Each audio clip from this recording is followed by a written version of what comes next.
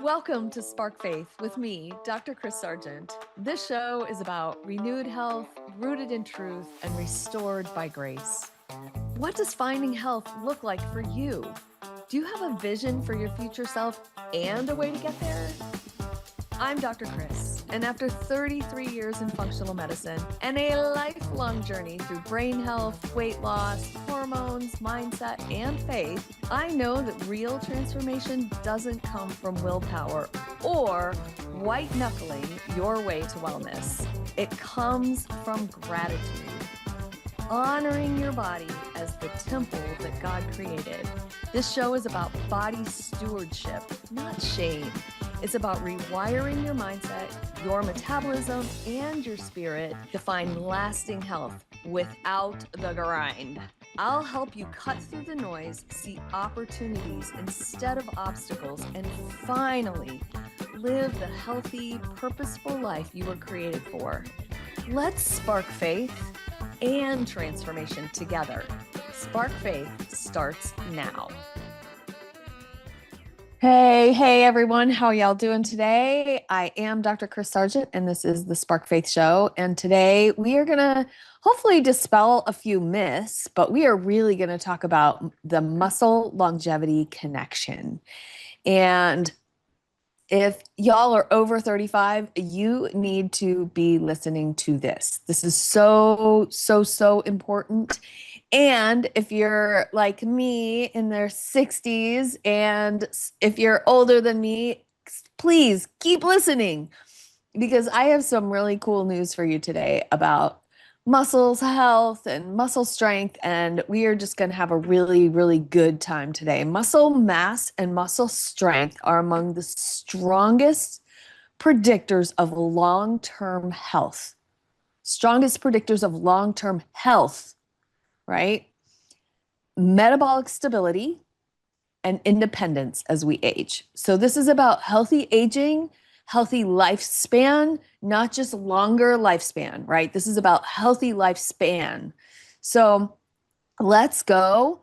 The longevity marker that nobody talks about is muscle tissue, right? We talk a lot, although I know it's gaining in popularity, but we talk a lot about cholesterol. We talk about blood pressure. We talk endlessly about body weight. But really, one of the strongest predictors and most consistent longevity across longevity studies of how well you age is something y'all may not think about, and that is muscle strength. So over the last decade or so, there have been several large studies, some super large studies, have shown that muscle strength predicts longevity better than body weight or BMI. Better than body weight or BMI. I know my mouth is kind of like, blah, blah, blah. It's okay. We'll get rolling here. Researchers often use something super simple when they estimate long-term risk, right? They measure strength, and it can be just as basic as our grip strength. So your doctor can do grip strength with a little dynamometer right in his office, and it can give you an idea over time, like even over months, right? How well your muscle system and your nervous system are connected. Because the better grip strength we have, it is connected to healthier longevity, right? And frankly, most women over 40 are slowly losing muscle mass every year. I know we know this, right? Sometimes we don't notice it, but it may not be because you're doing anything wrong. But our life, let's be honest, really encourages sitting and scrolling, or Netflix binging, which, I do enough of that too. Dieting, right? On and off. Cardio, endless cardio. We grew up with Jane Fonda. Come on. While muscle just quietly disappears. And you're like, wait a minute, I'm doing cardio. Doesn't that take muscles? Yes. And we're going to talk about that a little bit more in a couple minutes, but we need to do some other things. So let's look at a little piece of research It was a large international study published in The Lancet, which is a British journal, that followed 140,000 adults across 17 countries. And researchers found that grip strength predicted, I want to make sure I get this right, grip strength predicted risk of death, like sooner death, right? We're all going to die, but grip strength predicted risk of death more accurately than blood pressure. Okay? So something as simple as how strong your hands are can tell researchers a lot about your overall health trajectory. So strength is not just cosmetic because strength takes up less space than our fat does. So it can make us look smaller, but it is really like biological insurance for aging. Who doesn't want that, right? So another way you might want to think about this, it's like your retirement account for your metabolism. You know, I say this endlessly, right? Muscle is metabolism. So the more you build now, the more metabolic stability you will have later. And y'all, you may be thinking, it is just too late for me. I've had too many injuries. I can barely walk. Like, how am I ever going to get stronger? So these are things that I'm going to talk a lot about in my Living F.R.E.S.H collective that I'm opening in the next couple weeks. I've been building this platform for all y'all who are listening. So we're going to dive deep into some of these things, but just know that regardless of what your health status is right now, if you can sit and lift a can, you can get stronger. So, muscle is our metabolic organ, right? It is the engine of your metabolism. Muscle is super metabolically active, and you can think of it as the parking garage for glucose, all right? So, maybe you just think, oh, well, muscle just helps me move. But physiologically, I love physiology. Muscle is way more important than that. So, skeletal muscle, our big muscle groups, is really a major metabolic organ. If you think about it, like our liver, our spleen, or whatever organs you think of, muscle is like a big metabolic organ. It is the largest site in the body where glucose is absorbed and used. All right. You think, well, wait a minute. I thought that was the brain. Well, the brain uses about 20% of the body's total glucose at rest, right? This is blood sugar. Glucose is the primary fuel. Uptake is largely insulin independent, right? We don't need insulin to get glucose into our brain. We just need to get it there, right? We have to feed ourselves a proper amount. And the storage capacity in our brain is very limited. So it requires a constant uptake, right? This is where glucagon comes in. And we talked about all those hormones a couple weeks ago. But muscle is the largest site for glucose disposal after meals. So glucose uptake is insulin dependent, right? We have to have insulin. And muscle can store this glucose as glycogen. It's like the storage form. It takes up less space and then use it later for activity. So muscle can actually, the more muscle you have, the more glucose the body can clear from the bloodstream quicker, right? So in simple terms, the brain requires glucose to function, but muscle determines how efficiently the body can handle glucose metabolically. All right. When you eat carbohydrates, right, a large portion of that is stored in your muscle tissue. And we're going to talk about carbohydrates in just a second. And we talk about it a lot, I know. But this is why it's described as the parking garage, right? The more muscle you have, the more capacity your body has to absorb and utilize glucose efficiently. People with a little bit more muscle have better insulin sensitivity, right? We have more stable blood sugar and we have lower risk of metabolic disease. So like type 2 diabetes, like non-alcoholic fatty liver disease. There's several new names for that. But fatty liver disease in general, that's a metabolic disease based in a lot of times how well your body is handling glucose. Also, the interesting piece, and this is something you may or may not know, but there are signaling molecules called myokines. Myo refers to muscle. And these guys, these little things act like hormones traveling through your bloodstream and communicating with other organs. They can influence your body by reducing inflammation. They have anti-inflammatory effects. They improve your metabolism by increasing insulin sensitivity and fat burning or fat oxidation, big words. And they support brain health by stimulating factors involved in neuroplasticity, so rewiring your brain, and cognitive function. Hello, foggy brain, anyone? Move your muscles, right? So basically, when muscles contract, they send these biochemical signals all over your body that improve the entire health of your body. So, muscle's not just about getting from point A to point B, right? This is pretty metabolic. We didn't always know this, right? Just like we didn't know that fat also communicates to your body, it doesn't just lay there. So muscle is really an active endocrine tissue. So it communicates with your entire body, right? Um, we've talked about the parking garage. If the garage is large enough, like you have good muscle mass, right? That means that glucose has somewhere to go. But if your garage gets smaller over time, and we don't tend to that smaller garage, right?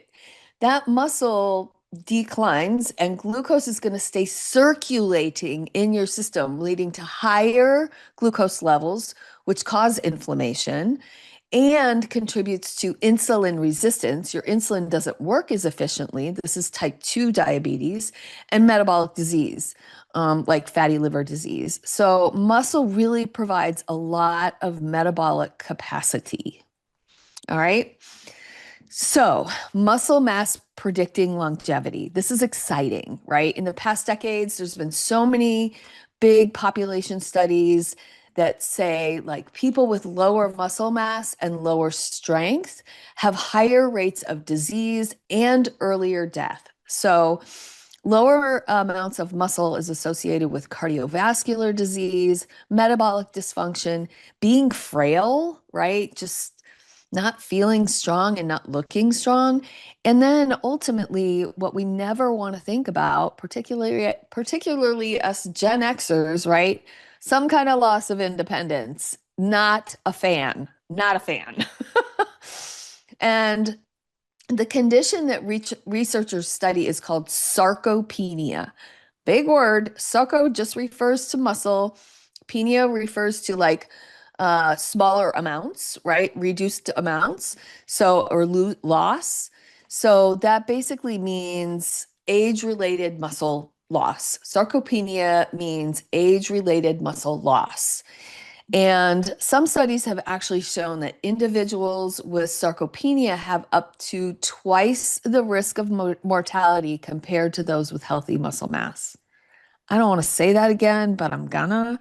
So, some studies show that individuals with sarcopenia have up to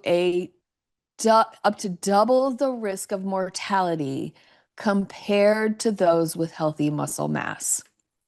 And what is even more surprising is that sarcopenia actually predicts survival, longevity, better than BMI. And we've known the problems with BMI, and there's maybe less problems than you think, but BMI may or may not be the greatest predictor of longevity.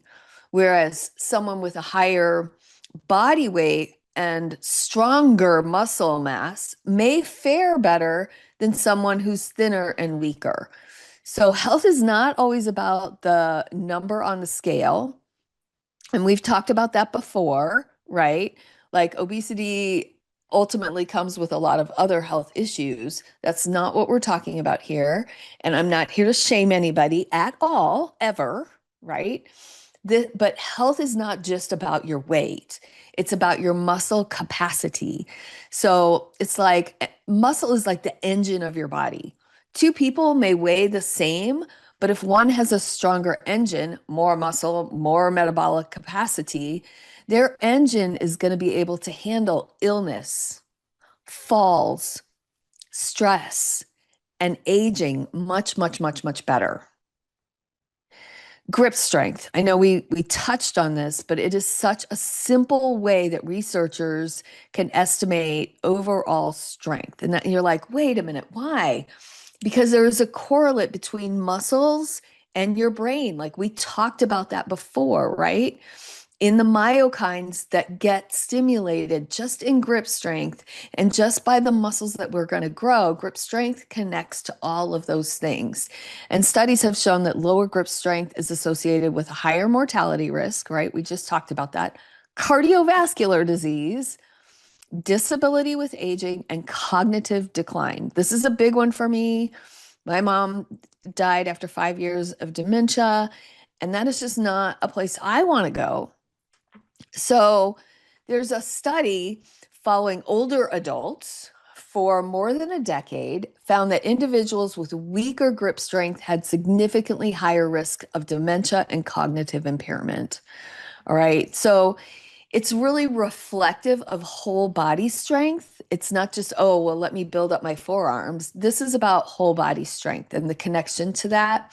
So part of that reason that cognitive decline and higher risk of dementia is that strength reflects muscle health and nervous system function, right? Remember those myokines we talked about? The brain and muscles communicate constantly, constantly, constantly. But if that communication becomes weaker, then, right, if that communication becomes weaker, both cognitive and physical resilience decline. Many of us may actually recognize some of these changes, right? We can't open that jar that we used to be able to open. We can't carry as many bags of groceries as we used to carry. And our hands just fatigue sooner. So these small little indicators, like this is just declining strength. There's going to be some encouraging news here. Just so you know, don't tune me out yet here. But those small signals may indicate just declining strength overall. And let me tell you, improving grip is not anything special, right? Any kind of strength training that you do, holding weights in your hands, guess what? That improves your grip strength, right? So if you can hold 3-pound weights in your hands and carry them around a little bit, that's going to improve your grip strength. Also think about knitting, crocheting, needlework, right? That's longevity at one of its finest. It's also good brain work. So one of the things that many of you may not think about is when does muscle loss begin? So maybe you think, oh, I'm not 60 or 70 or 80, but here's the thing. Oh, this is so hard to say. But even in as low as in your 30s and definitely over 40, you are going to have some muscle loss that can be significant. And, this is part of a sedentary lifestyle. We sit to work a lot. Sitting is the new smoking. Like it's so bad for us to sit, sit, sit, sit, sit. Most of us have chronic stress for lots of different reasons that I have outlined and talked about in other shows. And this repeated dieting cycle that so many of us women have been on for so, so, so, so long. So, and then the other piece is this cardio piece that I mentioned earlier, right? If we neglect strength training, cardio is going to accelerate our muscle loss, right? It's great for cardiovascular health, so don't give it up completely. But when it's the primary form of exercise and we combine that with calorie restriction, the body is going to break down your muscle tissue, right? To use for energy. That is the exact thing we do not want, right? So over time, we're just reducing our metabolic capacity by reducing our muscle mass because we keep restricting and doing more cardio. All right. It's a little bit like downsizing. We downsize our houses. This is like downsizing your metabolism without even realizing it. So every time your muscle mass declines, the number of calories in your body that can comfortably burn becomes lower. Wow! That's crazy, right? This is why you may feel crazy, right? I eat less than I used to, but I keep gaining weight. And it's really about muscle mass over fat mass. You can be thin, but if you have more fat mass than muscle mass, then you're going to have a much harder time losing any of that fat, right? This is about lost muscle mass. So, in order to rebuild that, we have to have protein, which we have talked about, and we have to add resistance training, particularly over 40 years old. And the cool part is that research shows that 60-year-olds, 70-year-olds, and even 80-year-olds, come on, consistently show that resistance training can significantly increase muscle strength, even within just a few months. So, this is not a lost cause. Even if you just have to sit and do upper body work, it's better than not doing any. Or if you've got a shoulder problem, maybe just work legs, right? Like there's a way to do this with whatever you've got going on. Um, the other piece that makes it a little bit more difficult is that your body becomes a little less sensitive to muscle building signals. But that means like two things become super, super important at this point. The resistance training, weights, resistant bands, even just body weight exercises, right? You don't need anything fancy to do these things. You can do them right in your house. But your muscle will grow and your bone health will grow with, especially with body weight stuff, right? As you continue to train. These are really good stressors. The second key is protein, and I'm going to give you the next key that we talk about a lot in here, but muscle tissue requires amino acids. Amino acids come from protein. Your muscles have to repair, which also means you have to take time to recover. I know. None of us like to take a day off from working out. You can still walk and move your body, but muscle growth with strength training requires rest. Sleep and rest allow tissues to repair. That is when we repair our body, right? So muscle will adapt as your challenge gradually increase. So slightly heavier weights, maybe next month, maybe the following month, and additional reps, a few more repetitions will help to stimulate your growth, right? This is like your shock absorber for aging. It stabilizes your joints, it prevents injuries, it supports balance, right? And if you fall, then you have more muscle mass protecting those joints, and it allows us to stay independent, right? Gotta have that. Gotta have that. You know, I'm going to pull a scripture here, but Proverbs 31:17. And this is not about the Proverbs 31 perfect woman. This is about the fact that 31:17 says she sets about her work vigorously, right? Her arms are strong for her tasks. So this isn't about appearance. This is about capacity. This is about the ability to do a little bit of work, to serve, to carry that responsibility. Taking care of our body is not really about vanity. It's really about stewarding the physical life God has entrusted to us. So, strength allows us to remain active, not just in our families and not just for ourselves, but in our calling and in our service much longer. How cool is that? So, for decades, the health conversation has really kind of asked one question: how much do you weigh? Right? But a better question might be, how strong am I? How strong am I becoming? And just, muscle influences metabolism. It protects our independence. It supports our longevity. So let's think about adding all of that strength training that we've talked about in the and we know we should be doing it, and we're out there running or on the elliptical for hours, right? Burning up the muscle tissue that you're actually trying to gain.